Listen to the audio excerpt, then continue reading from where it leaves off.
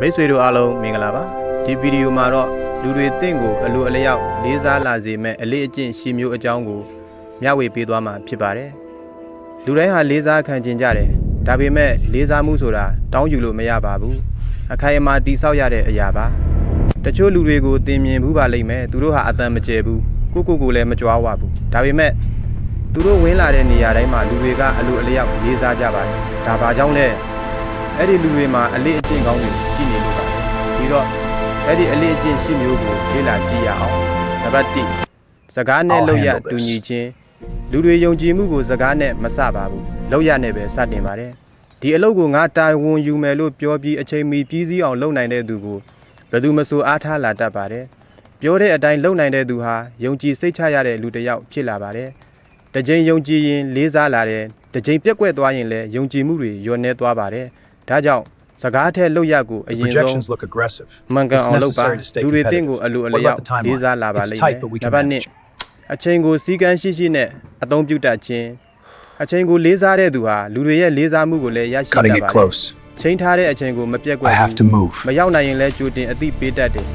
ဒါကြောင့်အချိန်ကိုမလေးစားတဲ့သူကိုဘယ်သူမှတန်ဖိုးထားလို့မရပါဘူးအချိန်ဆိုတာပြန်မရတဲ့အရင်အမြင့်ပါကိုယ့်အချိန်ကိုလည်းလေးစားပါသူများအချိန်ကိုလည်းမပြတ်စည်းပါနဲ့ဒီအလေးအကျင့်လေးတစ်ခုတည်းကတော့တင့်ကိုလူကြီးတစ်ယောက်လိုဖြစ်စေပါလိမ့်မယ်နံပါတ်3မပြောသင့်တာကိုထိန်းနိုင်ခြင်းစကားထိန်းနိုင်ခြင်းဟာလူတစ်ယောက်ရဲ့တမာတိနဲ့အဆင့်အတန်းကိုပြသပေးပါတယ်သူများရဲ့လျှို့ဝှက်ချက်ကိုသိခဲ့ရင်တောင်းမှခြာမပြောဘဲတိတ်တဆိတ်ထားနိုင်ရမယ်လူတွေဟာဘသူကိုစိတ်ချရလဲဆိုတာစကားလေးတစ်ခုပေါ်မှာပဲတိုင်းတာတတ်ကြပါတယ်စကားထိန်းနိုင်တဲ့သူကိုလူတွေအတွင်းရေးပိုင်းအထိယုံကြည်လာတတ်ကြပါတယ်လေးစားမှုဟာယုံကြည်မှုနဲ့အမြဲတွဲဖက်နေတာပါနံပါတ်4ကိုအမားကိုလက်ခံနိုင်ခြင်းအမားလုံးမိတာဟာလူသားဆန်ပါတယ်ဒါပေမဲ့အမားကိုမလက်ခံနိုင်တာကသာပြဿနာပါအမားကိုသူများအပေါ်လွဲချတတ်သူကိုလူတွေမလေးစားနိုင်ပါဘူးတာဝန်ယူနိုင်ခြင်းကလေးစားမှုကိုတိဆောက်ပေးပါတယ်အမားကိုလက်ခံနိုင်မှတိုးတက်နိုင်ပါတယ်နံပါတ်5လူတိုင်းကိုတန်းတူလေးစားခြင်းလူတစ်ယောက်ရဲ့တန်ဖိုးကိုသူအနေနဲ့ဘယ်လိုဆက်ဆံတယ်လဲဆိုတာနဲ့သိနိုင်ပါတယ်အထက်လူကြီးကိုယဉ်ကျေးတယ်ဝန်ထမ်းအသစ်ကိုလည်းမနှိမ့်ချပဲဆက်ဆံတတ်တယ်ဒီအနေအထားမကြည့်ပဲလူကိုလူလိုဆက်ဆံနိုင်ခြင်းကအမြင့်ဆုံးသမာဓိပါပဲလူကိုလေးစားနိုင်သူကပြန်လည်လေးစားခံရတတ်ပါတယ်နံပါတ်6စိတ်ခံစားချက်ကိုထိန်းချုပ်နိုင်ခြင်းဒေါသဖြစ်လာမယ်စိတ်ဖိစီးမှုတွေဖြစ်လာမယ်အပြစ်တင်မှုတွေအဲ့လိုမျိုးဖြစ်လာတဲ့အခြေအနေမျိုးတွေမှာဘယ်လိုတုံ့ပြန်တယ်လဲဆိုတာကတင်းအစစ်အတန်းကိုပြသပေးပါလိမ့်မယ်အပြစ်တင်ခံရတဲ့အခါချက်ချင်းမတုံ့ပြန်ဘဲနဲ့တေချာနားထောင်ပြီးမှဖြေရှင်းနိုင်တယ်ဆိုရင်လူတွေတင့်ကိုလေးစားလာတတ်ပါတယ်ကိုယ်စိတ်ကိုထိန်းနိုင်သူကသာအခြေအနေကိုပါထိန်းနိုင်ပါလိမ့်မယ်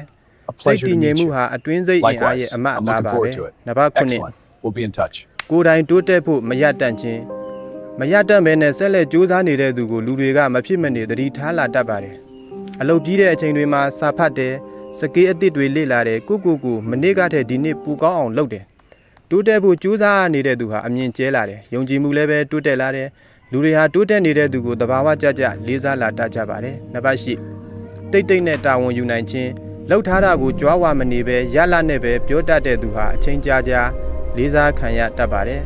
အလုပ်ကောင်းပြီးစည်းပေမဲ့ကိုမထုတ်ဖော်ပဲတာဝန်ယူပြီးဆောင်ရွက်နိုင်တယ်ကိုအစားအလုပ်ကိုပဲစကားပြောခိုင်းလိုက်ပါလေးစားမှုဟာအချိန်နဲ့တိဆောက်ရတဲ့အရာပါနောက်ဆုံးအနေနဲ့ပြောချင်တာကတော့လေးစားခံခြင်းရင်လေးစားခံရမယ့်အလေးအကျင့်တွေတိဆောက်ရပါမယ်အတန်ကျဲလို့မလေးစားပါဘူးယာဒူးကြီးလို့လည်းပဲအဲ့ဒီလူကိုမလေးစားပါဘူး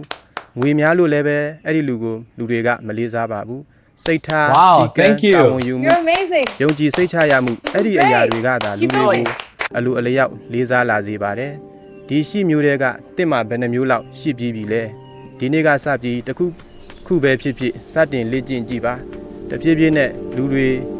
တင့်ကိုမပြောပဲလေးစားလာတာကိုသင်ကိုယ်တိုင်သိမြင်လာရပါလိမ့်မယ်ကျေးဇူးအများကြီးတင်ပါတယ်ခင်ဗျာ